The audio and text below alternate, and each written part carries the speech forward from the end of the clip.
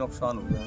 इस साल जो है बारिश से बुवाई हो चुकी थी किसानों की, मटर नष्ट हो चुका है, बीज नष्ट है। अब इस वक्त जो है दलहन की फसल चली गई, किसान की चौपट हो गई। किसान जो है परेशान है, आत्महत्या करने पे जो है आमादा हो चुका है। इतनी अधिक वर्षा हुई है इसकी कोई सीमा नहीं है। देखो जल भराव है, मटर डूब चुकी थी, इसमें नष्ट हो चुकी है पूरी फसल।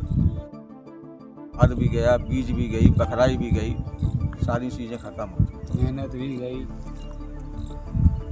किसान की फसल सड़ चुकी है, खाद गया, बीज गया, आदमी बिल्कुल परेशान है।